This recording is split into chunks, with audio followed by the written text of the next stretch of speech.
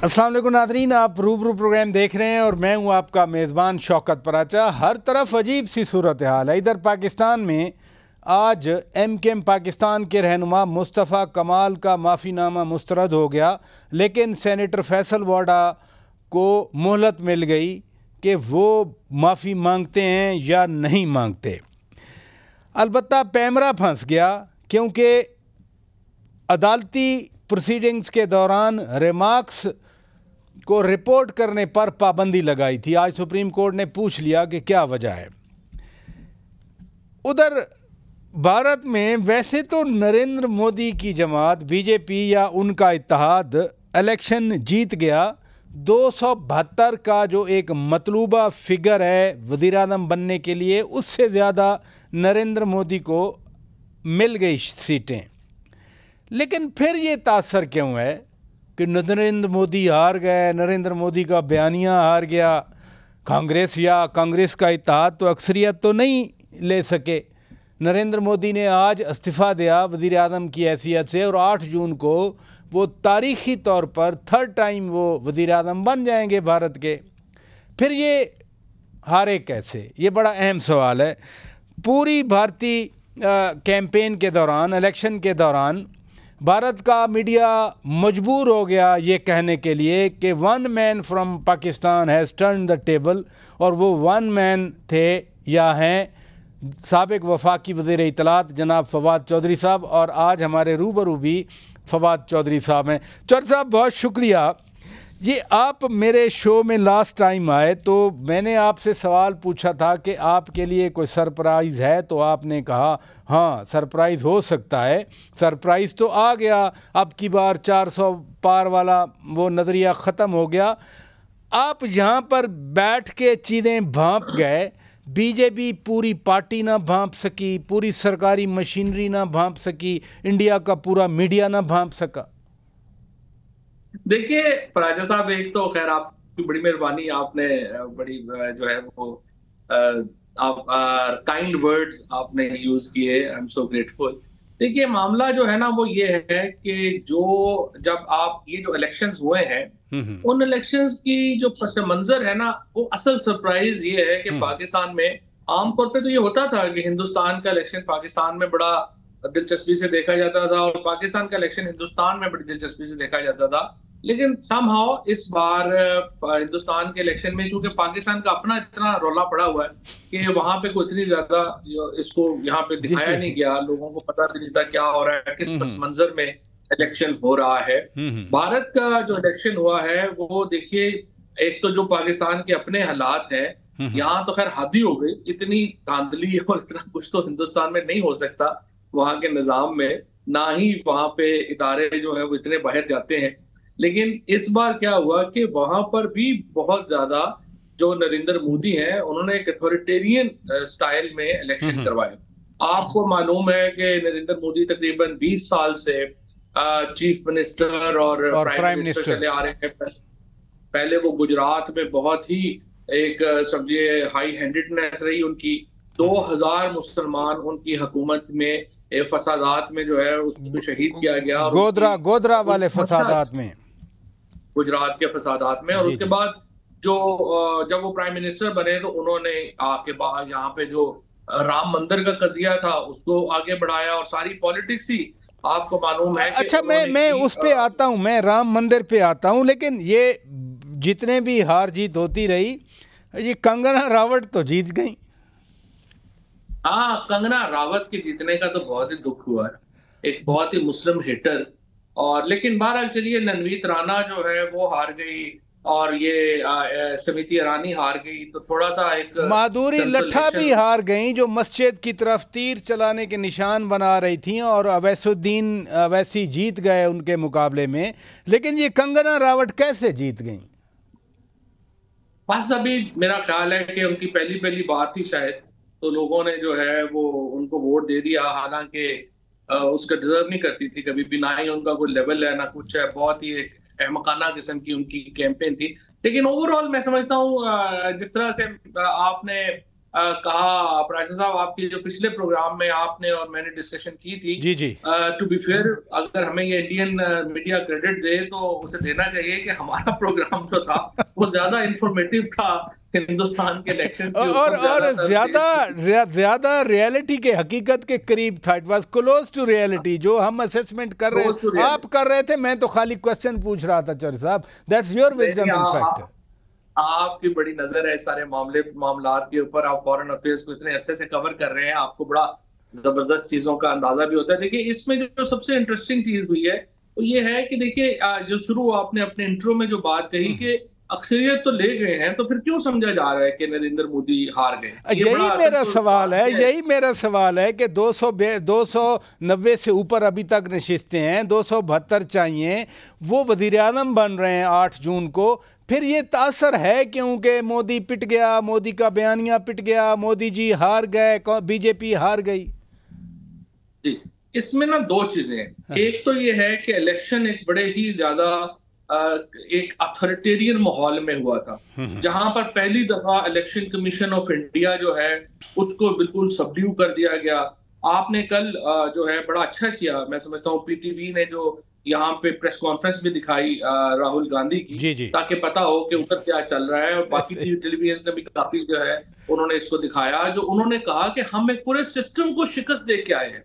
तो जिस तरह इमरान खान और पीटीआई को एक पूरे सिस्टम को शिकस्त देनी पड़ी, यहाँ पे शिकस्त तो नहीं दे सके लेकिन कम से कम चलिए वोट हुआ, वहां पे उन्होंने इसी माहौल में इलेक्शन जो है, इससे कम माहौल में, लेकिन वहां पर भी इलेक्शन इसी तरह हुआ। पुलिस का इस्तेमाल आपके सामने, केजरीवाल जो है उनको अरेस्ट कर दिया गया, इनको राहुल गांधी को जो है वो डिस्क्वालीफाई कर दिया गया, जेल जाते जाते बच्चे। चर साहब, 2 वजीर आला अरेस्ट हुए थे, केजरीवाल तो आ गए, झारखंड के वजीर आला अभी तक जेल में थे।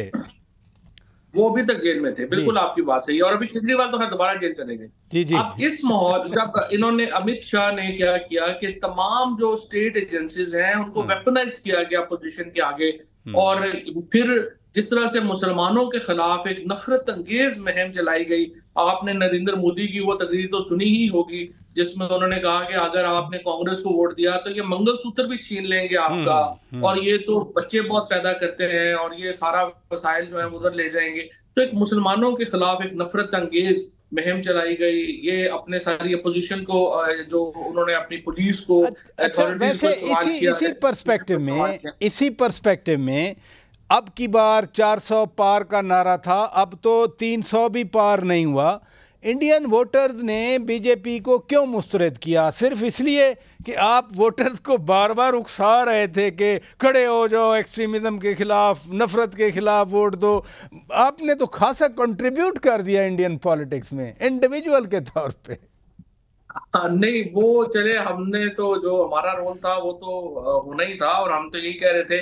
देखिए प्राइज साहब, जिस तरह उस दिन भी हम बात कर रहे थे, हमारे जो फाउंडर्स थे, हमारा वादा था कि हम हिंदुस्तानी मुसलमानों के हकूक के लिए बात करेंगे, खड़े होंगे। ये फर्ज है हर पाकिस्तानी का कि वो अपने जो मुसलमान भाई हैं जो हिंदुस्तान में रह गए थे उनके लिए खड़ा हो, और उनके हकूक, कश्मीरियों के लिए खड़ा होना, हिंदुस्तानी मुसलमानों के लिए खड़ा होना, ये कोई हमारी, आप समझिए कि सिर्फ इखलाकी फर्ज नहीं है, ये हमारी ऑब्लिगेशन है। जब हमने आजादी ली थी अंग्रेजों से और बंटवारा हुआ यहाँ पे हिंदुस्तान का, तो हमारा वादा था कि हम अपने इन मुसलमानों को अकेला नहीं छोड़ेंगे, ये हमारी ऑब्लिगेशन है जिसके लिए हमें खड़ा होना चाहिए। और देखिए एक इंपॉर्टेंट बात जिसकी तरफ मैं आपकी तवज्जो दिलाना चाहता हूँ, एक तो ये जो हेट की पॉलिटिक्स है ये रिजेक्ट हुई है, लेकिन दूसरी तरफ जो राहुल गांधी ने जो कैंपेन की उसमें जो बुनियाद थी उनकी वो ये थी इकोनॉमिक डिस्पैरिटी। जिस तरह पाकिस्तान के अंदर अयूब खान के दौर में 20-22 फैमिलीज ने कब्जा कर लिया सारे वसाइल के ऊपर, इसी तरह हिंदुस्तान में जो मोदी साहब का जो दौर है वो बहुत बड़ी इकोनॉमिक डिस्पैरिटी का निशान समझा जाता है। और जो अंबानी की अंबानी आए, गडानी आए, दूसरा टाटा बिरला ग्रुप अभी तक छाए हुए हैं, इन्फोसिस वाले बहुत आ गया है, जो बरतानिया के वजीर आजम सुनक जी हैं उनके ससुर की वो फैमिली है, सब ने माल बनाया है वहाँ। तो उन्होंने बहुत पैसे भी बनाए, और अब खैर वो रशीद सुनाक खुद भी डूब रहे हैं बरतानिया में, लेकिन उनका ससुराल जो है वो पहले डूब गया हिंदुस्तान में, जहां पे उन्होंने नरेंद्र मोदी जो है उसने इन सबको इतना नवाजा। अब अंबानी की आप देखिए कि जी जी। उनके बेटे की प्री वेडिंग जो थी, यानी शादी से पहले के फंक्शन के ऊपर उन्होंने 2 अरब रुपया हिंदुस्तानी खर्च कर दिया, जो पाकिस्तान का 7-8 अरब रुपया है। सो जो आम जो राहुल गांधी जो बात कर रहे थे या जो ममता बनर्जी बात कर रही थी, उन्होंने लोगों ने ये बात कही और केजरीवाल ने कि ये तो एक कॉन्ग्लोमेरेट है जो हिंदुस्तान के ऊपर पूरी 70-80% पॉपुलेशन का पैसा एक तरफ है और ये 20-25-40-50 फैमिलीज जो है उनका पैसा एक तरफ है। तो इस तरह तो इतनी बड़ी इकोनॉमिक डिस्पैरिटी है। इसको बुनियादी तौर के ऊपर जो है वो अपील, मेरा ख्याल है कि जो एक मिडिल क्लास इंडियन है उसने इसको अपील में लिया है। और आपके सामने आप सो देखिए हम फिर ये भी तो कंक्लूड कर सकते हैं ना कि हेट के खिलाफ, इंतहा पसंदी के खिलाफ भी वोट पड़ा, लेकिन जो वहाँ पर बुनियादी मुआशी मसाइल हैं, और आपको याद होगा 2004-05 वाले इलेक्शन में भी 5000 किसानों ने खुदकुशियाँ की थी साउथ में, और उस वजह से बीजेपी हारी थी और कांग्रेस को यकीन भी नहीं था कि वो जीत गए। तो अब भी फिर वही पैटर्न सामने आया कि बुनियादी तौर पर जो इकनॉमिक मसाइल हैं वो एक बड़ा फैक्टर बने। अदरवाइज़ अगर हेट और एक्सट्रीमिज़म की बुनियाद पर वो इलेक्शन हारते तो फिर कंगना रावत ना जीतती। चौर साहब, मैं ये सवाल आपके सामने रखता हूँ, लेकिन नाजरीन एक ब्रेक के बाद जवाब लेते हैं। Stay with us. Welcome back नाजरीन। चौर साहब, जो इकनॉमिक डिस्पैरिटी है, जो मुआशी अदम तवाज़न है कि एक तरफ इस्तेसाल शुदा तबका है और दूसरी तरफ जो दौलत कमाने वाले हैं, जिनको अब एक अच्छा पेंट किया जाता है जी कॉरपोरेट सेक्टर। इस कॉरपोरेट सेक्टर ने जो भी डिस्प्ले ऑफ वेल्थ किया, दौलत की जो भी नुमाइश की, लेकिन इंतहा पसंदी वाला फैक्टर अपनी जगह बरकरार है। कंगना रावत फिर भी जीत गई। नहीं, बात बिल्कुल आपकी सही है। देखिए, मिक्स होता है ना, एक फैक्टर नहीं होता इतने बड़े इलेक्शन में, मुख्तलिफ फैक्टर्स होते हैं। जिस तरह से पाकिस्तान में 100-125 सेठ है जिसने सारे वसाइल के ऊपर कब्जा किया हुआ है, हिंदुस्तान में भी जो है वो एक सेठों का तबका है जिसने सारे वसाइल के ऊपर जो है वो कब्जा किया। अब अडानी जो है, आपने नाम लिए ही हैं सारे जिन्होंने आगे किया। देखिए, मीडिया पे भी इनका कंट्रोल था, और ये जो एनडीटीवी है ये अडानी कंट्रोल करते हैं। बाकी ये लक्ष्मी मित्तल, अंबानी, ये ग्रुप जो है इनको मीडिया को सारे को कंट्रोल करते थे। तो उन्होंने एग्जिट पोल्स में वैसे ही बना दिया कि जी 400 सीटें तो ले ही गए मोदी जी, कोई प्रॉब्लम ही नहीं है।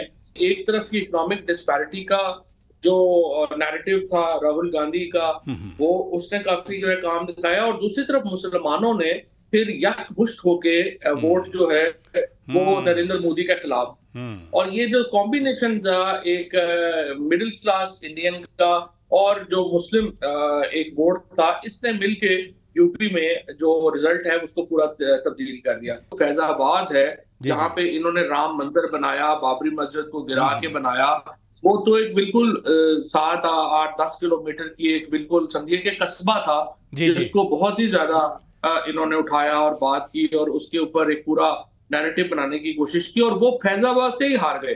फैजाबाद से ही बीजेपी जो है वो हार गई है। हमारे केजरीवाल साहब जो थे वो दिल्ली में कोई जादू नहीं दिखा सके। अगर दिल्ली में जो 7 की 7 सीटें बीजेपी जीत गई, और इसी तरह से बेंगलोर में जो है वो बीजेपी जीत गई। अदरवाइज तो अगर आप देखें तो जो मोदी साहब हैं वो 215-210 के ऊपर खड़े होना था, अगर ये 1-2 जगहों के ऊपर जो है वो उनका मामला जो है वो सही उनके होता। और यहाँ पर भी अगर वो केजरीवाल को गिरफ्तार ना करते और उनको कैंपेन चलाने चाहते तो शायद मामला जो है वो और होता, लेकिन उनको गिरफ्तार कर लिया गया। सारे जो प्रोमिनेंट एमएनए एमपी थे उनको थ्रेट किया गया पुलिस से, उनको कैंपेन्स नहीं करने दी गई, जिसकी वजह से ये सीटें जो हैं वो इनको मोदी साहब को मिल गई। अदरवाइज तो नरेंद्र मोदी जो थे वो बिल्कुल अभी भी देखिए जब से वो एक मिनट अभी मैं अगली बात पे आता हूं, लेकिन आपने बिहार की बात की, आपने कर्नाटक यानी बैंगलोर की बात कर दी, दिल्ली की बात कर दी। मेरे नज़दीक जो वेस्ट बंगाल का जो रिज़ल्ट आया है वो भी फिनोमिनल रिज़ल्ट है। मुझे याद है पिछले शो में आपने कहा था कि ये जो कांग्रेस अलाइंस है और ममता बनर्जी की टीएमसी है, तृणमूल कांग्रेस पार्टी, ये इसलिए एक दूसरे के खिलाफ लड़ रहे हैं कि ये बीजेपी को तीसरे नंबर पे भेजना चाह रहे हैं। और वाकई चर साहब यही हुआ है। Mamata Banerjee has come back with a rousing victory. ये कैसे मुमकिन हुआ? बस देख लीजिए ना, यही मैंने आपसे ये कहा था कि इनका जो एनालिसिस है वेस्ट बंगाल का, उसमें यही लग रहा है कि जो कांग्रेस और जो ममता बनर्जी हैं, उन्होंने मिलकर ये फैसला किया है कि यहाँ पे हम अलायंस नहीं करेंगे।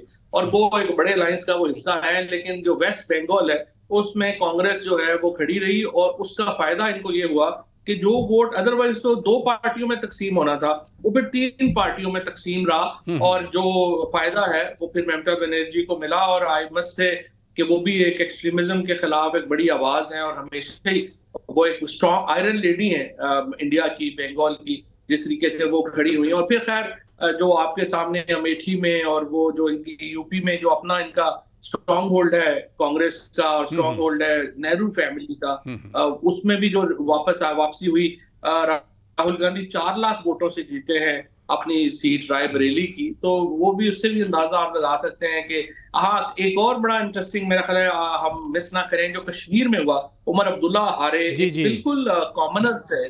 उसने, बल्कि मैं उसका इंटरव्यू सुन रहा था, वो कहता है मेरे 25,000 रुपए लगे हैं इलेक्शन के ऊपर, और ये उमर अब्दुल्ला जो है वो उससे हार गए। और इस तरह महबूबा मुफ्ती जो है वो हार गई, एक बिल्कुल एक्सपेक्ट ही नहीं कर रहा था कोई कि वो हार जाएंगी। जेल से वहां पे जो है अजीज साहब जो है वो जेल से इलेक्शन लड़े और जीत गए।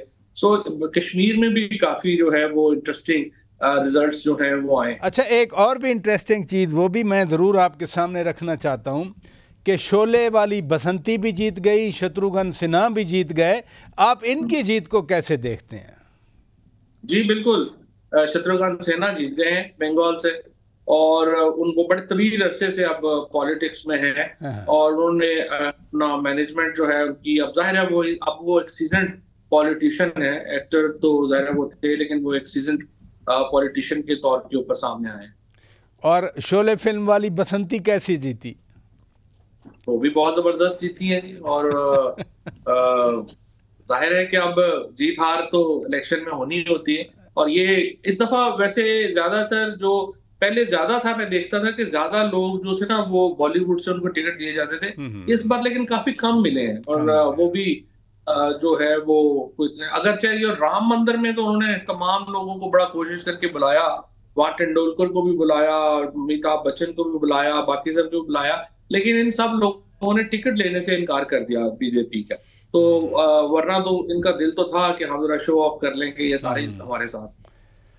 चलें चर साहब, मैं ब्रेक लेता हूं। नादरीन, ब्रेक के बाद जब वापस आएंगे फवाद चौधरी साहब हमारे रूबरू ही रहेंगे, और हम बात करेंगे कि एग्जिट पोल वाले जो थे 4 दिन उन्होंने शोर मचाया कि ओहो इतना वोट पड़ गया, इंडियन मीडिया साथ दे रहा था। चौधरी साहब की राय बड़ी कीमती है। ब्रेक के बाद जानते हैं। Stay with us.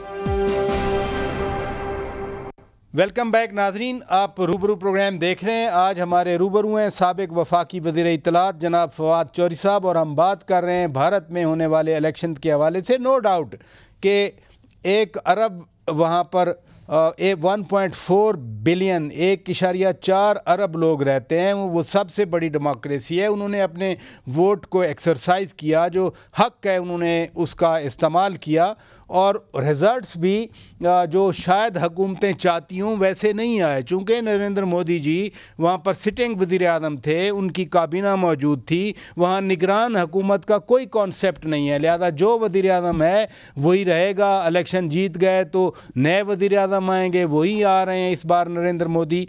चर साहब, ब्रेक पर जाने से पहले मैंने सवाल छोड़ा कि एग्ज़िट पोल्स आए, राहुल गांधी जी या अरविंद केजरीवाल जी बार बार कह रहे थे कि नहीं ये गलत हैं, लेकिन वो एग्जिट पोल्स वाले धड़ाधड़ उसको जनाब वो कह रहे थे कि हाँ बीजेपी 350 353 तक ले गए थे। ये इनका पोल कैसे खुला फिर? ये ऐसे था कि पाकिस्तान में जब इलेक्शन हुए ना, तो मैं तो जेल में था, और वहां पर हमारे पास सिर्फ पीटीवी आता था। तो जब वो रिजल्ट आने शुरू हुए तो अचानक जो पीटीवी वालों के जो बेचारों के बैठे हुए थे वहां पे, उनके चेहरे उतरना शुरू हो गए, रंग पीले पड़ना शुरू हो गए, और अचानक जो है वो रिजल्ट बदल गया, जो है वो बंद हो गए। यहाँ पे भी जो है ना वो एग्जिट कंट्रोल के ऊपर वो आप समझे पीटीवी ही बैठा हुआ है सारा। एग्जिट और कंट्रोल नहीं, एग्जिट पोल से कंट्रोल कहाँ से आ गया? आपके बाहर जा रहे हैं। एग्जिट पोल्स के ऊपर आप समझे कि सारा पीटीवी ही बैठा हुआ था। वो अपना सारे जो थे उन्होंने ये, जैसे मैं आपको बता रहा हूँ, जैसे मेजर टीवी है वो अब ये कंट्रोल करते हैं, अडानी कंट्रोल करते हैं, हम्म। मित्तल कंट्रोल करते हैं और अंबानी कंट्रोल करते हैं। उसकी वजह से उन्होंने एक हवा बनाई कि पता नहीं क्या हो जाएगा, और वो हवा ज़ाहिर है निकल गई। उससे इंडियन मीडिया की क्रेडिबिलिटी जो पहले ही बड़ी खराब है उसको और झटका लगा है, और बड़ा मेजर झटका लगा है, और लोग ज्यादा और सोशल मीडिया के ऊपर रिलायंस जो है उससे बड़ा है। जैसे पाकिस्तान में आपने देखा जो फॉर्मल मीडिया है उसको बड़ा झटका लगा है और लोग सोशल मीडिया के ऊपर शिफ्ट हुए हैं। इस तरह हिंदुस्तान में हमने आप ये जो हमने झटके पिछले पिछले प्रोग्राम में भी बात की थी। एक साहब हैं प्रशांत किशोर और दूसरे हैं जी योगेंद्र यादव जी। योगेंद्र यादव जी को एग्जिट पोल वाले दिन सारे ही खराब कर रहे थे, और ट्रस्ट में योगेंद्र यादव की असेसमेंट भी यही थी कि बीजेपी को 210 से 250 के दरमियान सीटें मिलेंगी, और एग्जैक्टली वही हुआ। लेकिन जिस दिन एग्जिट पोल्स आए, प्रशांत किशोर का आप उस दिन का ट्वीट देखें, वो इतना ख़राब किया, यानी एब्यूसिव लैंग्वेज यूज़ की, टांट किया योगेंद्र यादव को। आज योगेंद्र यादव तो फिर सच्चा साबित हुआ, आज तो प्रशांत किशोर झूठा साबित हुआ। मामला तो वो एग्जिट पोल एजेंसीज का था जो सामने आया। नहीं, बिल्कुल सही बात है। जब आप बायस करेंगे अपना एनालिसिस जो है वो आप उससे आगे नहीं बढ़ सकेंगे, तो फिर जाहिर है कि उसका नतीजा यही होगा जो वहां पे आया। आप राजा साहब, इसमें दो और इम्पोर्टेंट एस्पेक्ट्स हैं इसके। एक तो आपने ये देखें कि इस इलेक्शंस के नतीजे में एक जो खून आशाम दौर था हिंदुस्तानी मुसलमानों के लिए वो खत्म हुआ है। और दूसरा ये अब देखना है कि जो साउथ एशियन पॉलिटिक्स है और स्पेशली पाकिस्तान के ऊपर जो इसके असरात हैं वो कैसे होंगे। और एक तीसरी बात अभी ये भी इसमें है, मेरा अपना पर्सनल ख्याल जो है वो ये है कि ये हुकूमत लंबी लास्ट नहीं कर सकेगी, क्योंकि नरेंद्र मोदी का स्टाइल नहीं है कि वो कोalition में ज्यादा देर चल सके। क्योंकि नीतीश कुमार और चंद्रबाबू नायडू जो हैं वो उनकी जो पॉलिटिक्स है वो एक कम्युनल पॉलिटिक्स नहीं है। उनकी पॉलिटिक्स जो है वो प्रोविंशियल पॉलिटिक्स चौर है। साहब, इधर अब इधर रुकिएगा। एक ये जो आपने बात की, मैं थोड़ा सा इसकी और वजाहत चाहता हूँ। आपने बहुत बड़ी बात कर दी। आपने कहा कि नरेंद्र मोदी जी जो 8 जून को तीसरी बार वज़ीर आज़म का ओहदा संभालेंगे, आप कह रहे हैं कि वो ये हुकूमत उनकी ज़्यादा अरसा नहीं चल सकेगी। क्यों? वो इससे ज्यादा ऐसा नहीं चल सकेगी कि आप अगर अभी जाके चंद्रबाबू नायडू के जो व्यूज हैं नरेंद्र मोदी के ऊपर, और नरेंद्र मोदी के जो व्यूज हैं चंद्रबाबू नायडू के ऊपर वो देखें, फिर नीतीश कुमार की पॉलिटिक्स देखें, ये हुकूमत डिपेंड कर रही है बेसिकली इन दो लोगों के ऊपर, और फिर बाकी दो दो तीन तीन सीटों वाले लोगों पे। नरेंद्र मोदी की जो हुकूमत का जो स्टाइल है वो ऐसा है नहीं। वो जब चीफ मिनिस्टर भी थे तो बड़े अथॉरिटेरियन चीफ मिनिस्टर थे, प्राइम मिनिस्टर भी थे, बड़े अथॉरिटेरियन प्राइम मिनिस्टर थे। अब यही है, मुझे जो लगता है पर्सनली कि ये इलेक्शन जो है ये पूरा मुद्दत हुकूमत नहीं कर सकेगी, और इसके दौरान में इलेक्शन जो है वो इनको कराना पड़ेगा। और उस इलेक्शन में फिर जो राहुल गांधी हैं और कांग्रेस है वो उसको जो है वो उनके पास चांस होगा कि वो इलेक्शन जो है वैसे तो जो वो डेमोक्रेटिक क्रेडेंशियल्स हैं, आपको याद होगा 99 था जब एक वोट से Atal Bihari Vajpayee ji vote of no confidence हारे थे, तो उन्होंने वो एक वोट के लिए कोई मैनूवरिंग नहीं की थी, उन्होंने एक्सेप्ट किया और इलेक्शन में दोबारा चले गए। यहाँ पर तो 32 वोटों का फ़र्क है, 240 अभी तक हैं उनके, और 272 में से 32 और सीटें जो कि चंद्रबाबू नायडू या नीतीश कुमार उनकी तरफ से आएंगे। तो मोदी एक पॉलिटिशियन है, उन्होंने गुजरात से लेकर दिल्ली तक का बड़ा तवील सफ़र किया है, तो वो एडजस्ट नहीं कर पाएंगे क्या? देखिए, 46 सीट्स जो हैं ये शेयर करते हैं आपस में चंद्रबाबू नायडू और नीतीश कुमार जी। जी जी तो उसका मतलब यह है कि हुकूमत तो होली सोली डिपेंड करती है इन दो लोगों के जी ऊपर। जी। और अभी तो मैं सुन रहा हूँ कि कांग्रेस ने ऑफर कर दी है चंद्रबाबू नायडू को कि वो डिप्टी प्राइम मिनिस्टर की सीट जो है वो ले लें भारत। लेकिन मेरा ख्याल यही है कि अल्टीमेटली नरेंद्र मोदी ही प्राइम मिनिस्टर बनेंगे, और वो ये फिलहाल इसमें कोई अपसेट शायद ना हो, लेकिन उसको चलाना बहरहाल अभी ये शायद कवर इस वक्त हो जाए तजिया बात करना, लेकिन मैं देखेंगे इसको कि इसको आगे वो कैसे लेके जाते हैं। अब उसको एक इसकी इंटरनल डायनामिक्स में जो एक एंटी मुस्लिम पॉलिटिक्स जो मोदी ने और बीजेपी आरएसएस इंस्पायर्ड पॉलिटिक्स करते हैं उसकी कितना जगह बचेगी और क्या, क्योंकि जो नीतीश कुमार हैं उनका वोटर तो मुसलमान भी है, इस तरह से जो चंद्रबाबू नायडू हैं उनकी भी कम्युनल पॉलिटिक्स उस तरह की नहीं है।